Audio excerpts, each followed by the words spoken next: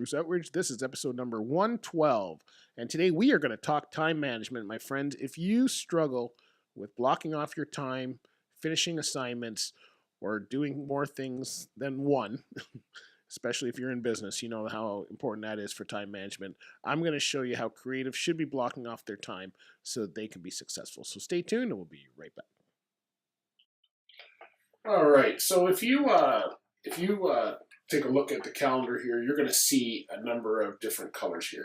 And this is one thing, especially if you're sharing a calendar, you have to decide on what is going to be your colors that you want. So the way our calendar works is anything that's green is a confirmed appointment. And I showed you this screen. It doesn't have a lot on it because we're going away, so I only had to plan 2 days, but it gives you kind of a cleaner idea. You should see, I'll show you here in a minute what this looks like when it's totally full. In fact, I'll do that right now. If I go back to next week, you'll see that what this looks like on a week. They're all grayed out a little bit because it's done, but that's basically what a week might look like. So here's what we've got. We've got green, which are confirmed appointments.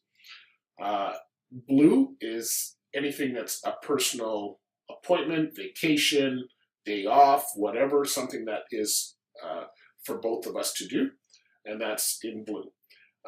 Anything that's purple is my wife only, so there's things like her hair appointments and lunch that I don't need to be at, but at least I know that she's going to be out there, and a lot of times that's helpful for me to know when to do my podcasting time. Then anything that's yellow is administration, and anything that's red or orange is a writing time or reading time for me. And then we also have a color which is not shown here, which is kind of a tomato color red, and we use that for tentative appointments.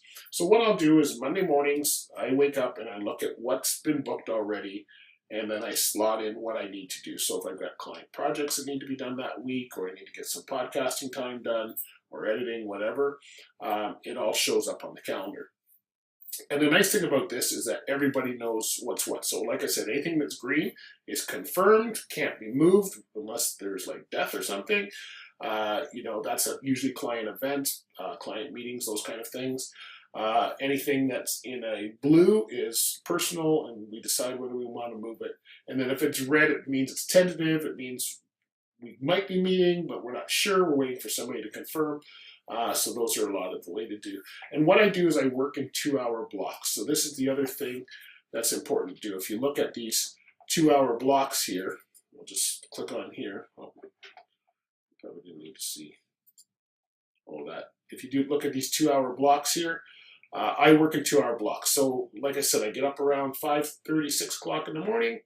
I write for about an hour or so, maybe 2 hours. Around 8 o'clock, I go to the gym, come home, have breakfast, shower, all that kind of stuff. 10 to 11 is my admin time. I'm usually checking my emails, maybe sending out some posts on social media, depending on what I have to send out that day. 11 to 1 is whatever. It's meeting, podcast recording, whatever I need to be doing. I usually take lunch around 1 to 2. And then from 2 to 4 or 2 to 5, I normally will schedule another project. And then at night, I like to draw a lot at night, so I will usually draw after the night. So if we look at the Monday here, I did some writing this morning, went to the gym, I've already done my email, I'm in podcasting time right now.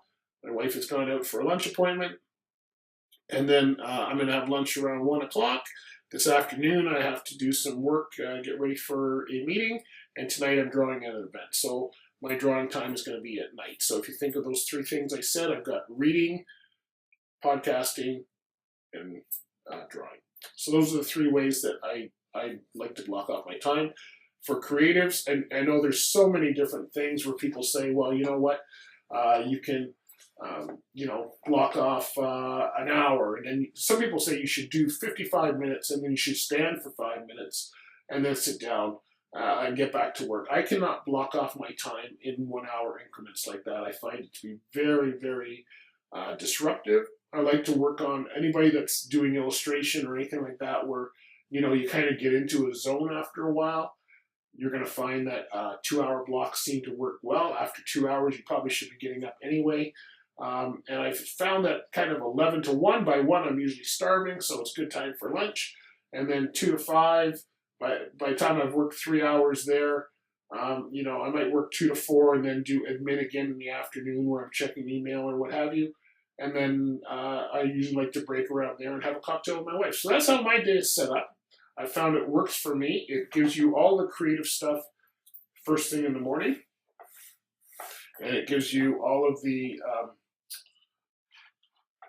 creative stuff first thing in the morning, and it gives you the block off time to say whether, and I mean, if you need to shut off the phones and do all of that, then that's what you need to do. So hopefully that helps. Hopefully this is going to help you with your creative juices and blocking off time, and it's a lot easier to book appointments. So hopefully that helped for you.